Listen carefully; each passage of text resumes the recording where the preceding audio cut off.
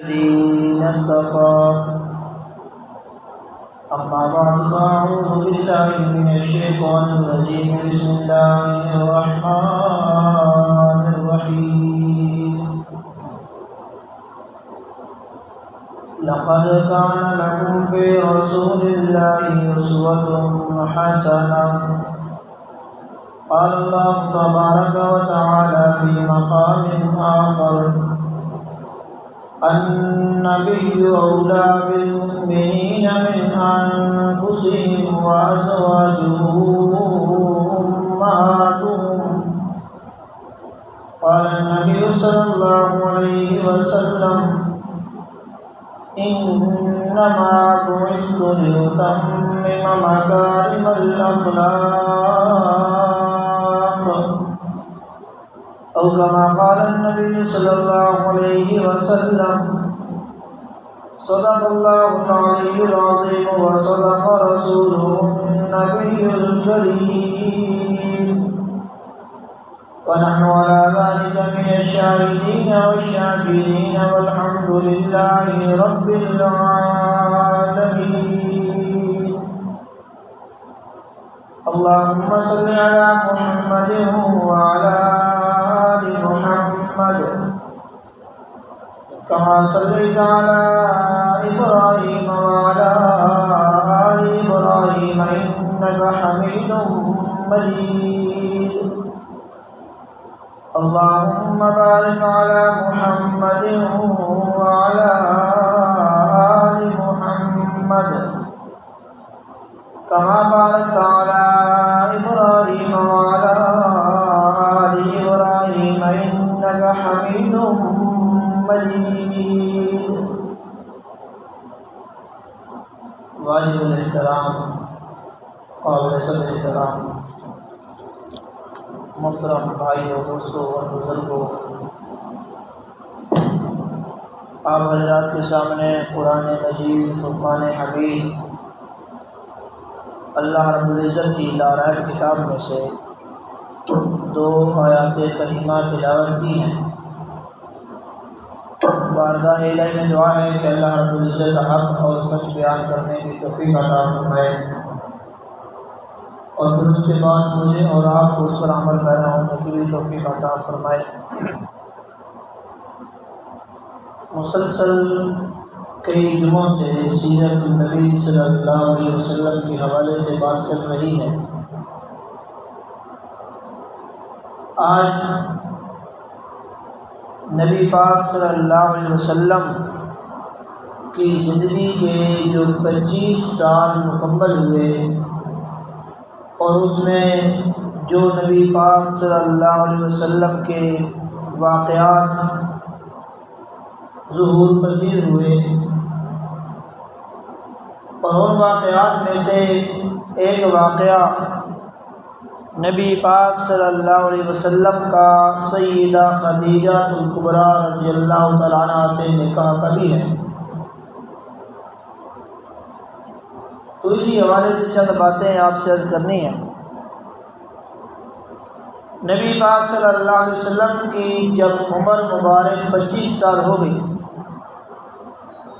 تو اب عرب کے اندر یہ رواج تھا، مکہ کے اندر، کہ جب بھی کوئی قافلہ جاتا تجارت کے لیے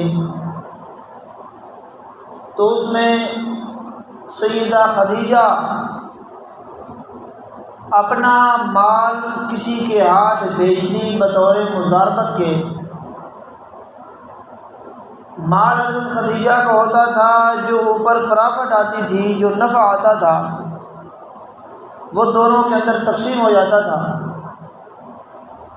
اس دفعہ حضرت خدیجہ نے کسی اور کو نہیں چنا، بلکہ پورے مکہ کے اندر نبی پاک صلی اللہ علیہ وسلم کی امانت کے، دیانت کے، صداقت کے چرچے تھے۔ تو حضرت خدیجہ کے سامنے یہ ساری باتیں تھیں، تو حضرت خدیجہ نے نبی پاک صلی اللہ علیہ وسلم کو منتخب کیا اپنے مال کے لیے، اور کہا کہ جتنا میں دوسروں کو منافع دیتی ہوں اس سے دگنا آپ کو دوں گی۔ بات طے ہو گئی۔ حضور علیہ السلام نے اپنے چچا ابو طالب کے ساتھ مشورہ کیا۔ مشورہ کرنے کے بعد حضور علیہ السلام تیار ہو گئے۔ سیدہ خدیجہ رضی اللہ تعالیٰ عنہا نے اپنا غلام میسرہ وہ بھی ساتھ کر دیا۔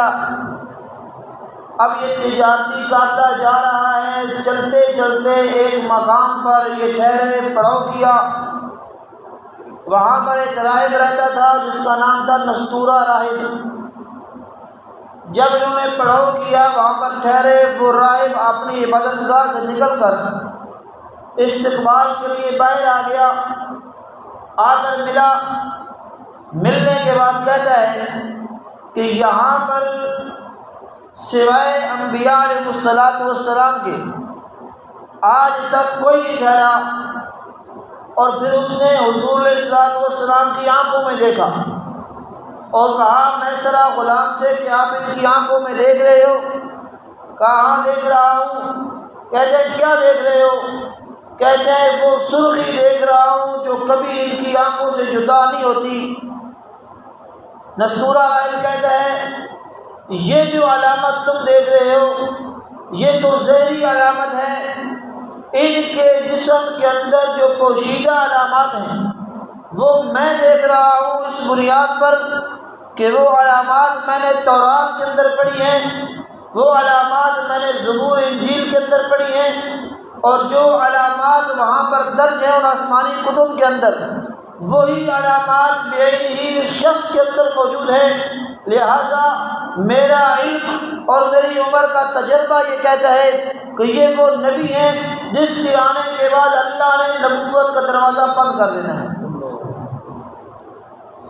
لہٰذا نستورہ راہب نے اس بات کو تسلیم کیا، اور میسرہ غلام کہتے ہیں کہ ہم نے دیکھا جب راستے میں دھوپ آ جاتی تو بادل کے ٹکڑا سایہ کرتا۔ جب ملک شام کے اندر پہنچے، وہاں پر تجارت کرنے لگے، بازار کے اندر جب پہنچے، حضور علیہ السلام کا طریقہ کار یہ تھا جو شخص چیز خریدنے کے لیے آتا اس کو فرماتے اس چیز کے اندر یہ خوبی ہے، یہ عیب ہے، اتنی اس کی قیمت ہے، اگر تجھے پسند آئے تو لے لے، نہ آئے تو زبردستی کوئی نہیں۔ اگر اس کو پسند آتی تو لے لیتا، نہ آتی تو چلا جاتا۔ ایک شخص آیا، اس کے ساتھ بات طے نہ ہو سکی، تھوڑا سا جھگڑا ہو گیا۔ وہ کہتا ہے لات اور عزیٰ کی قسم کھاؤ، اللہ کے پاک پیغمبر نے فرمایا میں نے جب سے ہوش سنبھالی ہے اس وقت سے لے کر آج تک کبھی لات اور عزیٰ کی قسم نہیں کھائی، جب بھی قسم کھائی ہے اللہ کی قسم کھائی ہے، اللہ کے علاوہ کبھی غیر اللہ کی قسم میں نے نہیں کھائی۔ بہرحال وہاں تجارت ہوئی، واپس آئے۔ جب واپس آ رہے تھے تو دوپہر کا وقت تھا۔ حضرت خدیجہ اپنے گھر کے اندر کھڑے ہو کر اور بھی عورتوں کو ساتھ ملا کر یہ منظر دیکھ رہی تھی کہ قافلہ آ رہا ہے اور جس طرف نبی پاک صلی اللہ علیہ وسلم ہے حضور علیہ السلام کے سر مبارک کے اوپر بادل کے ایک ٹکڑا سایہ کر رہا ہے، اس شان کے ساتھ آ رہے ہیں۔ حضرت خدیجہ دیکھ رہی ہیں۔ جب یہ سارے معاملات حضرت خدیجہ نے دیکھ لیے، اب حضرت خدیجہ گئی ورقہ بن نوفل کے پاس جو حضرت خدیجہ رضی اللہ تعالیٰ عنہ کا چچا زاد بھائی تھا اور یہ بہت بڑا بنی اسرائیل کا عالم تھا۔ اس کے پاس گئی، سارا قصہ بتایا، اور میسرہ نے بھی کئی سارے واقعات بتائے۔ حضرت خدیجہ نے جب ورقہ بن نوفل سے بات کی تو ورقہ بن نوفل نے کہا یہ جو علامات تم بتا رہی ہو، جو واقعات تم بتا رہی ہو، یہ واقعات، یہ علامات اس بات کی شاہد ہے کہ یہ آدمی نبی آخر الزماں ہے۔ ورقہ بن نوفل نے اس بات کی تصدیق کی۔ وہاں سے آنے کے بعد حضرت خدیجہ رضی اللہ تعالیٰ عنہ کے دل میں یہ بات آئی کہ میں ان سے نکاح کر لوں۔ حضرت خدیجہ رضی اللہ تعالیٰ عنہ نے نبی پاک صلی اللہ علیہ وسلم کے پاس پیغام نکاح بھیجا۔ حضور صلی اللہ علیہ وسلم نے اپنے چچا ابو طالب سے مشورہ کرنے کے بعد اس کو قبول فرمایا۔ اب نکاح ہو گیا۔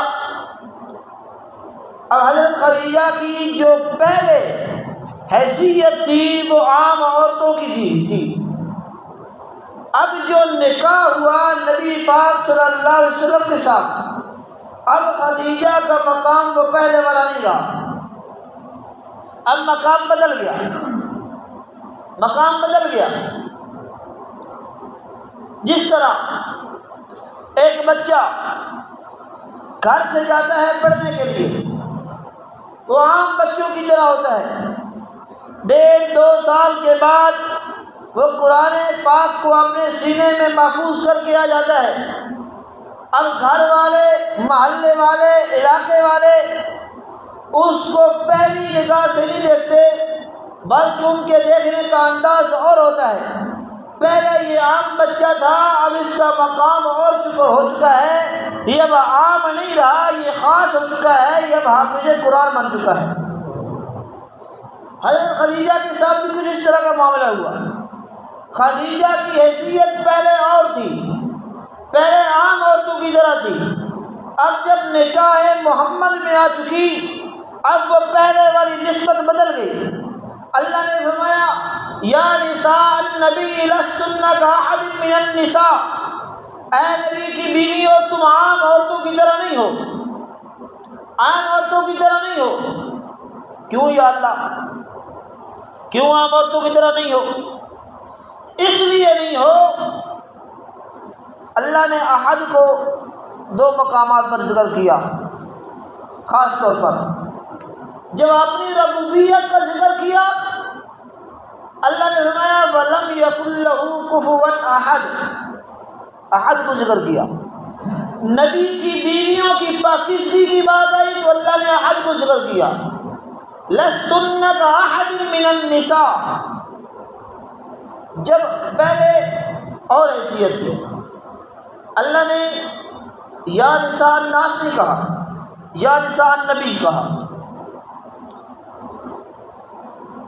جب نساء کہا، النساء کہا، عام عورتیں کہا، عموم تھا، کوئی بھی عورت آ جاتی تھی۔ لیکن جب اللہ نے فرمایا نا کأحد، یہ جو احد آیا نا، احد، اس میں تمام تر دخول غیر کو بند کر دیا، کوئی اور عورت اس میں شامل نہیں ہو سکتی۔ کأحد من النساء، عام عورتوں کی طرح تم اب نہیں ہو۔ جس طرح وَلَمْ يَكُنْ لَهُ كُفُوًا أَحَدٌ، اللہ ایک ہے، دوسرے کا کوئی مکان نہیں۔ کأحد من النساء، جو پاکیزگی نبی کی بیویوں کو حاصل ہے، اس پاکیزگی کا کسی دوسری عورت میں شائبہ بھی نہیں۔ کیوں؟ دوسری آیت میں اللہ نے فرمایا انما یرید اللہ لیذھب عنکم الرجس اہل البیت ویطہرکم تطہیرا، ویطہرکم تطہیرا، اللہ اہل بیت کو پاک کرنا چاہتا ہے، اور اہل بیت میں سب سے پہلے بیوی آتی ہیں، سب سے پہلے بیوی آتی ہے۔ اللہ اہل بیت کو پاک کرنا چاہتا ہے، کیوں؟ اس لیے کہ جب کعبہ کی باری آئی تو اللہ نے فرمایا کعبہ کو پاک کرے گا خلیل اللہ، اللہ کا خلیل پاک کرے گا، خلیل پاک کرے گا کعبہ کو۔ صحابہ کی باری آئی، اللہ نے فرمایا اس کو میرا حبیب پاک کرے گا، اور جب باری آئی نبی کی بیویوں کی، اللہ نے فرمایا میرا پیغمبر یہ معاملہ تیرے سپرد نہیں، تیری بیویوں کو میں خود رب کریم پاک کروں گا۔ لیطہرکم تطہیرا، اور پاک بھی ایسا کیا، پاک بھی ایسا کیا، لوگ طہارت کے پیچھے بھاگتے ہیں، پاک ہونے کے پیچھے دوڑتے ہیں، ہم پاک ہو جائیں، لیکن پاکیزگی غلام بن کے نبی کی بیویوں کے دروازے کی چوکی دار بن جاتی ہے کہ میں پاکیزگی یہاں پر پہرا دوں، میری شان میں اور اضافہ ہو جائے۔ لیطہرکم تطہیرا، اللہ نے نبی کی بیویوں کو پاک کر دیا، پاک کر دیا۔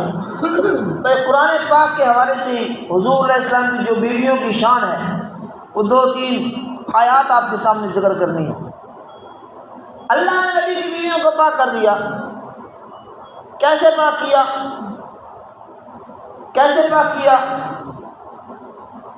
عام عورتوں کی باری آئی تو اللہ نے فرمایا لا یشرکن باللہ شیئا ولا یزنین ولا یقتلن اولادہن ولا یعصینک فی معروف فبایعہن واستغفر لہن اللہ ان اللہ غفور رحیم۔ تم بیعت کرو محمد عربی سے، کس بات پر؟ شرک نہیں کرو گی۔ بیعت کرو محمد کے ہاتھ پر، کس بات پر؟ تم زنا نہیں کرو گی۔ بیعت کرو نبی کے ہاتھ پر اس بات پر کہ تم گناہ کا کام نہیں کرو گی۔ بیعت کرو نبی کے ہاتھ پر اس بات پر کہ تم چوری نہیں کرو گی۔ یہ تمام تر عیوب تھے، تمام تر نقائص تھے۔ صحابہ کی بیوی ہو، بات اور ہے، حیثیت اور ہے، مسئلہ اور بن جاتا ہے۔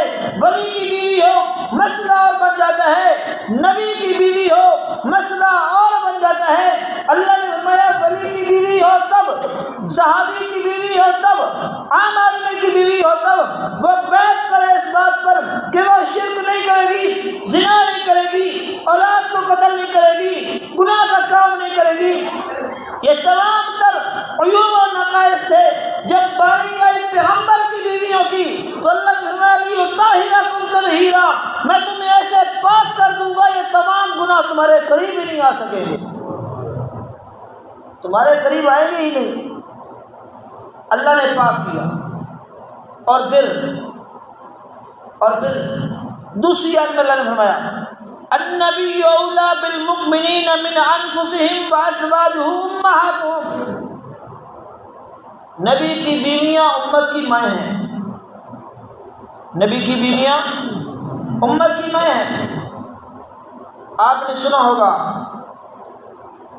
قرآن پاک کی آیت کو، اللہ فرماتے ہیں وَبِالْوَالِدَيْنِ احسانا، والدین کے ساتھ احسان کرو، حسن سلوک کرو۔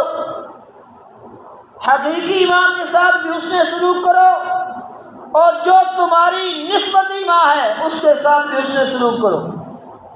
حسن سلوک کیا ہے؟ حسن سلوک کیا ہے؟ ان کا جب تذکرہ کرو تو اچھے انداز میں کرو، ان کا جب نام لو تو اچھے الفاظ سے لو، ان کا جب ذکر کرو تو اچھی زبان سے لو، اچھی زبان سے لو، بد نیتی سے ان کا نام مت لو۔ وَأَزْوَاجُهُ أُمَّهَاتُهُمْ، اور آپ نے یہ بھی سنا ہوگا کہ ماں کے قدموں کے نیچے جنت ہے۔ حقیقی ماں کے قدموں کے نیچے جنت، نبی کی بیوی امت کی ماں، اس کے قدموں کے نیچے بطریق اولا جنت۔ وہ خدیجہ ہو، اس کے قدموں کے نیچے بھی مومنوں کی جنت۔ وہ حفصہ ہو، اس کے قدموں کے نیچے بھی مومنوں کی جنت۔ وہ عائشہ ہو، اس کے قدموں کے نیچے بھی مومنوں کی جنت۔ وہ حفصہ ہو، اس کے قدموں کے نیچے بھی مومنوں کی جنت۔ وہ صفیہ ہو، اس کے قدموں کے نیچے بھی مومنوں کی جنت۔ وہ ام حبیبہ ہو، اس کے قدموں کے نیچے بھی مومنوں کی جنت۔ وہ جویریہ ہو، اس کے قدموں کے نیچے بھی مومنوں کی جنت۔ وہ ماریہ قبطیہ ہو، اس کے قدموں کے نیچے بھی مومنوں کی جنت۔ نبی کی ہر بیوی مومن کی ماں ہے، اور ماں کے قدموں کے نیچے اللہ نے جنت رکھ دی ہے۔ جو ماں کی عزت کرتا ہے جنت اس کو ملتی ہے، جو ماں کی عزت نہیں کرتا وہ جنت کا حقدار بھی نہیں ہو سکتا، جنت کا حقدار بھی نہیں ہو سکتا۔ تیسری آیت، تیسری دلیل، اللہ نے فرمایا یا ایھا النبی انا احللنا لک ازواجک، اے میرے پیغمبر میں نے آپ کی بیویوں کو آپ کے لیے حلال کر دیا۔ جب مرد اور عورت کا نکاح ہو جائے، عورت حلال ہو جاتی ہے نہیں ہو جاتی؟ پھر اللہ کو یہ فرمانے کی ضرورت کیوں پیش آئی؟ حالانکہ جب نکاح ہو جاتا ہے، میاں بیوی کا تعلق بن جاتا ہے، عورت مرد کے لیے حلال ہو جاتی ہے، حلال ہو جاتی ہے۔ وجہ یہ ہے اللہ بتانا چاہتا ہے لوگوں، عام آدمی کا نکاح ہو تب، ولی کا نکاح ہو تب، حافظ کا نکاح ہو تب، قاری کا نکاح ہو تب، عالم اور مفتی کا نکاح ہو تب، مفسر اور محدث کا نکاح ہو تب، ولی اور صحابی کا نکاح ہو تب اس کی تصدیق لوگ کرتے ہیں، ناظرہ کے ملازمین کرتے ہیں۔ اے میرا پاک پیغمبر، تیرا نکاح ایسا ہے جس کی تصدیق میں خود رب کریم کر رہا ہوں۔ تیرا جو اندراج ہے نا، تیرا اندراج نکاح کا، وہ میں اللہ اپنے ہاتھوں میں لے رہا ہوں، اپنے ہاتھوں میں لے رہا ہوں۔ کیوں؟ آپ نے دیکھا ہوگا عدالتوں کے اندر جھگڑے چلتے ہیں، بحثیں چلتی ہیں، یہ نکاح جو ہوا ہے اس کے گواہ معتبر نہیں، یہ نکاح جو ہوا ہے والدین اس پر راضی نہیں، یہ نکاح جو ہوا ہے عورت اس پر راضی نہیں، یہ نکاح جو ہوا ہے مرد اس پر راضی نہیں۔ بحثیں ہوتی ہیں نا، جھگڑے ہوتے ہیں، عدالتیں لگتی ہیں۔ اللہ کو پتہ تھا کئی سال گزر جانے کے بعد ایسے لوگ آئیں گے جو نبی کی بیویوں کی پاک دامنی پر انگلی اٹھائیں گے، ایسے لوگ آئیں گے جو نبی کی بیویوں کی پاکیزگی پر سوال اٹھائیں گے، ایسے لوگ آئیں گے جو نبی کی بیویوں کی پاکی کی چادر کو اچھالنا چاہیں گے۔ میرا پاک پیغمبر، میں نے تیری بیویوں کو پاک کر دیا، اگر کوئی تیری بیوی کی طرف انگلی اٹھانا بھی چاہے گا وہ اٹھاتا رہے، اس کی اپنی مرضی۔ میں اللہ نے پاک کر دیا اور لوگوں کو بتا دیا، جب تک دنیا باقی ہے، اللہ کا قرآن باقی ہے، لوگ پڑھتے رہیں گے، لیطہرکم تطہیرا پڑھتے رہیں گے، میرا پیغمبر تیرے بیویوں کی پاکی کا اعلان ہوتا رہے گا، ان کی پاکیزگی کے ڈنکے بجتے رہیں گے۔ اور پھر نبی پاک صلی اللہ علیہ وسلم کی پہلی بیوی حضرت خدیجہ الکبریٰ رضی اللہ تعالیٰ عنہا ہے۔ یہ وہ عورت ہے کہ جتنا نبی پاک صلی اللہ علیہ وسلم پر مال عورتوں میں سے حضرت خدیجہ نے لٹایا، اتنا کسی اور نے نہیں لٹایا، اور جتنا مصائب میں تسلی کا باعث حضرت خدیجہ بنی، اتنا کوئی اور شاید نہیں بنا۔ حضور صلی اللہ علیہ وسلم غار حرا کے اندر تشریف فرما ہے، جبریل امین آئے اور اگر کہا اقرا پڑھیے، اللہ کے پیغمبر نے فرمایا ما انا بقارئ، میں پڑھا ہوا نہیں ہوں۔ نبی امی ہوتا ہے، نبی کا کوئی استاد نہیں ہوتا، میں پڑھا ہوا نہیں ہوں۔ جبریل نے دبایا، چھوڑا، پھر کہا ما انا بقارئ، پڑھیے، میں ما انا بقارئ، میں پڑھا ہوا نہیں ہوں۔ بخاری شریف کے اندر الفاظ موجود ہے، میں پڑھا ہوا نہیں ہوں۔ جبریل امین نے تیسری مرتبہ دبایا، حضور اللہ صلی اللہ علیہ وسلم نے پھر وہی فرمایا میں پڑھا ہوا نہیں ہوں۔ جبریل امین نے پھر خود پڑھ کے سنایا، اقرأ بسم ربک الذی خلق، خلق الانسان من علق۔ سورۃ العلق کی پہلی 5 آیات نازل ہوئی، اللہ کے پاک پیغمبر ان 5 آیات کو لے کر گھر تشریف فرما ہوئے، گھر آ گئے، اللہ کے پاک پیغمبر کا جسم مبارک پسینے سے شرابور ہے، یہ پہلی وحی کا وقت ہے، اور گھر کے اندر یہ بیوی اماں خدیجہ الکبریٰ رضی اللہ تعالیٰ عنہا موجود ہے۔ انہوں نے پاک پیغمبر کو دیکھا، اللہ کے پاک پیغمبر فرمایا سملونی سملونی، میرے اوپر چادر اڑا دو، کمبل کرا دو، کوئی کپڑا لپیٹ دو۔ اماں خدیجہ نے کپڑا کرایا، کمبل اڑایا، چادر سے پاک پیغمبر کا جسم مبارک کو ڈھانپ دیا۔ ڈھانپنے کے بعد پاک پیغمبر کی پیشانی مبارک پر پسینہ موتیوں کی طرح چمک رہا ہے۔ اماں خدیجہ نے پوچھا یا رسول اللہ وہ آنے والا کون تھا؟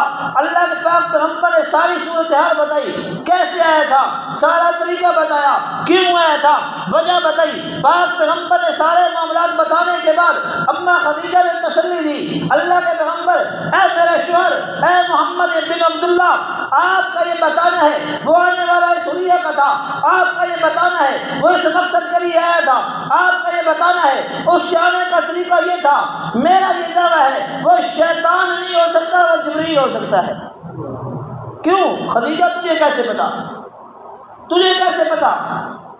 سیرت مصطفیٰ جلد نمبر 1 صفحہ نمبر 133 اٹھائیے، پڑھیے، دیکھیے وہاں پر کیا لکھا مولانا ادریس قادری رحمہ اللہ نے۔ حضرت لکھتی ہے اماں خدیجہ نے پاک پیغمبر کے اوپر چادر اڑائی اور کہا یا رسول اللہ جو اب آئے نا آنے والا تو مجھے بتانا۔ اماں خدیجہ نے اپنے بال کھولے، پاک پیغمبر پر جھک گئی، جھکنے کے بعد تھوڑی دیر یہ حالت رہی، پوچھا اب آیا؟ کہا نہیں، چلا گیا، اب نہیں آیا۔ اماں خدیجہ نے بال سمیٹے، دوپٹہ لیا، کہا یا رسول اللہ آپ کو مبارک ہو، یہ آنے والا جبرائیل ہے، شیطان نہیں۔ کہا کیوں، تجھے کیسے پتہ چلا؟ اماں خدیجہ نے بتایا اگر یہ شیطان ہوتا تو نبی کی بیویوں کا حیا نہ کرتا، یہ جبرائیل تھا جو نبی کی بیوی کا حیا کر گیا، واپس نہیں آیا، تو پتہ چلا نبی کی بیوی کا حیا یا تو جبرائیل کی صفت والا انسان کرتا ہے، اور نبی کی بیوی کا جو حیا نہیں کرتا وہ بے ایمان اور شیطان تو ہو سکتا ہے، مسلمان بھی نہیں ہو سکتا۔ یا ہو سکتا ہے؟ نہیں ہو سکتا۔ کیوں؟ نبی کی بیوی مومن کی ماں ہے، اور کوئی ماں کو گالی دے کوئی برداشت نہیں کرتا، ماں کو کوئی گالی دے کوئی برداشت نہیں کرتا، اور پھر نبی کی بیوی کو گالی، اللہ معاف فرمائے۔ تو پہلی وحی کے وقت سب سے پہلے تسلی دینے والی یہ خاتون خدیجہ الکبریٰ تھی۔ پھر یہ گئی ورقہ بن نوفل کے پاس، پوچھا یہ معاملہ ہے، انہوں نے کہا یہ آنے والا جبرائیل تھا، اور جس پر آیا وہ محمد کریم ہے، نبی آخر الزماں ہے، آخر الزماں ہے۔ پر یہ میرا موضوع نہیں ہے، پہلی وحی کا عنوان اور ہے۔ حضرت خدیجہ رضی اللہ تعالیٰ عنہ نے نبی پاک صلی اللہ علیہ وسلم کی ہر موڑ پر مدد کی، سہارا بنی۔ حضرت خدیجہ کی وفات ہو گئی، شیب ابی طالب میں حضرت خدیجہ کی وفات ہوئی، اور شیب ان دنوں میں وفات ہوئی، اور اس کو عام الحزن کہا جاتا ہے، غم والا سال۔ حضرت عائشہ رضی اللہ عنہ کے سامنے حضور علیہ السلام نے خدیجہ کا ذکر کیا۔ حضرت عائشہ نے کہا یا رسول اللہ وہ بوڑھی عورت تھی، میں جوان ہوں، حسین و جمیل ہوں، آپ میرے ہوتے ہوئے خدیجہ کو یاد کرتے ہیں؟ پاک پیغمبر نے فرمایا عائشہ تو اپنی بات میں بالکل سچ کہتی ہے، لیکن میں محمد کا دل جب بھی دھڑکتا ہے وہ خدیجہ کو یاد کرتا ہے۔ کیوں؟ خدیجہ نے اس وقت ساتھ دیا تھا جب کوئی ساتھ دینے والا نہ تھا، خدیجہ نے اس وقت مال دیا تھا جب کوئی مال دینے والا نہ تھا، خدیجہ نے اس وقت میرا ہاتھ تھاما تھا جب کوئی ہاتھ تھامنے والا نہ تھا۔ جس قدر خدیجہ میرا سہارا بنی، اس طرح میرا سہارا اور کوئی نہیں بنا تھا، اور کوئی نہیں بنا تھا۔ حضرت خدیجہ رضی اللہ تعالیٰ عنہ نبی پاک صلی اللہ علیہ وسلم کی پہلی بیوی ہے۔ پہلی بیوی کا نام کیا ہے پیغمبر کی؟ کیا نام ہے جی؟ حضرت خدیجہ الکبریٰ بنت خویلد، ان کے والد کا نام ہے خویلد، خویلد، خا و یا لام دال، خویلد، خدیجہ الکبریٰ بنت خویلد۔ جس طرح گھر کے اندر بزرگ اپنے بچوں کو کہانیاں سناتے ہیں، جس طرح والدین اپنے بچوں کو نصیحتیں کرتے ہیں، خدا را اپنے بچوں کو نبی کی اولاد کے نام یاد کرواؤ، اپنے بچوں کو نبی کی بیویوں کے نام یاد کرواؤ، اپنے بچوں کو خلفائے راشدین کے نام یاد کرواؤ، اپنے بچوں کو پیغمبر کے صحابہ کے نام یاد کرواؤ۔ کیوں؟ اس لیے تمہارے بچوں کو نبی کی بیویوں کے نام یاد ہو گئے، ان کا کردار سامنے آ گیا، تمہاری بچوں کی آنکھوں میں حیا ٹپنے لگے گا، تمہارے بچوں کے سامنے خلفائے راشدین کا کردار آ گیا، تمہارے بچوں کے ایمان کے اندر ایمانت داری آئے گی، تمہارے بچوں کی زندگیوں کے اندر دیانت داری آئے گی، تمہارے بچوں کی زندگیوں کے اندر صداقت اور پاکیزگی آئے گی۔ اگر تمہارے بچوں کے سامنے صحابہ کا کردار آ گیا، خدا کی قسم بچے بہادر بنیں گے، بزدل نہیں پھر پیدا ہوں گے، بزدل نہیں بنے گے۔ کیوں؟ اس وجہ سے صحابہ وہ تھے جو ہر مقام پر نبی کے اشارے پر کٹ گئے، پیچھے نہیں ہٹے، پیچھے نہیں ہٹے۔ پہلی وحی اتری، سب سے پہلے اس کو قبول کرنے والی کون تھی؟ کون تھی؟ حضرت خدیجہ۔ عورتوں میں، مردوں میں ہے تو ابوبکر صدیق، بچوں میں ہے علی المرتضیٰ،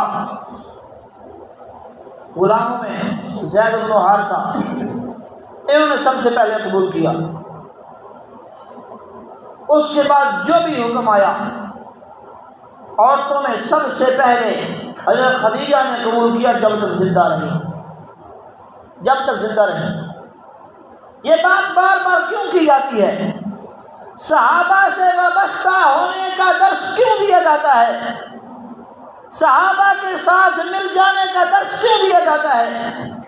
اس کی وجہ یہ ہے کہ پاک پیغمبر غار حرا سے باہر آئے، سب سے پہلے دیکھے کس نے دیکھے؟ صحابہ نے۔ دیکھنے والے کون تھے؟ صحابہ۔ پاک پیغمبر قرآن کی پہلی سورت سورہ علق کی 5 آیتیں لے کے آئے، سب سے پہلے قبول کرنے والے کون تھے؟ بولیے نا ذرا، کون تھے؟ اونچی آواز سے، کون تھے؟ صحابہ۔ نبی پر نماز کا حکم آیا، سب سے پہلے اس کو قبول کرنے والے کون تھے؟ نبی پر روزے کا حکم آیا، سب سے پہلے لینے والے کون تھے؟ عمل کرنے والے کون تھے؟ نبھانے والے کون تھے؟ ساتھ چلنے والے کون تھے؟ نبی کے اشارے پر جانے قربان کرنے والے کون تھے؟ نبی کے اشارے پر بچوں کو یتیم کرانے والے کون تھے؟ نبی کے اشارے پر بیویوں کو بیوہ کرانے والے کون تھے؟ نبی کے اشارے پر گھر بار کو اپنا خیر بات کرنے کہہ دینے والے کون تھے؟ وہ صحابہ تھے، صحابہ تھے، صحابہ تھے، صحابہ تھے، جنہوں نے ہر موقع پر، ہر مقام پر، ہر گھڑی، ہر لمحہ، ہر لحظہ نبی کے ساتھ وفاداری دی۔ خدا کی قسم، صحابہ کے وفادار بن جاؤ، کل صحابہ تمہارا کمر پکڑ کے نبی کے حوض کوثر پر لے جائیں گے۔ جب نبی کے حوض کوثر پر چلا گیا، سمجھو سیدھا جنت میں پہنچ گیا۔ اس لیے صحابہ کے ساتھ وابستہ ہونے کا درس دیا جاتا ہے۔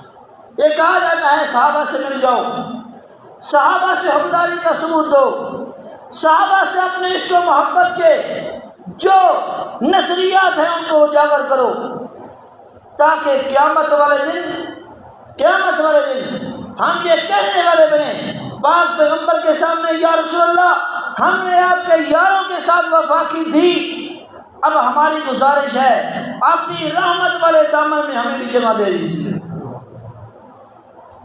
یہ کہنے کے حقدار بن جائیں، اور اس کے لیے ضروری ہے نبی کی بیوی کی عفت و عصمت اور عصمت کا مسئلہ ہو تب، نبی کی صحابہ کی عزت اور عصمت کا مسئلہ ہو تب۔ پھر عمر کو نہیں دیکھنا چاہیے، پھر زندگی کے گزرے ایام کو نہیں دیکھنا چاہیے، پھر اپنی برادری، قبیلے، علاقے، محلے کو نہیں دیکھنا چاہیے، بلکہ صحابہ کی عزت پر جو موقف ہے اس پر ڈٹ جانا چاہیے۔ خدا کی قسم، بخشش کا ذریعہ یہی بنے گا۔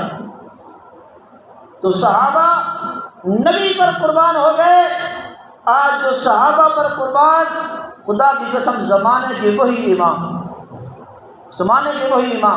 اللہ تعالیٰ ہمیں صحابہ سے سچی محبت اور حبداری نبھانے کی، کرنے کی توفیق عطا فرمائے، اور اللہ تعالیٰ ہمیں صحابہ کے ساتھ سچا عشق اور محبت نصیب فرمائے۔ وآخر دعوانا الحمد للہ رب العالمین۔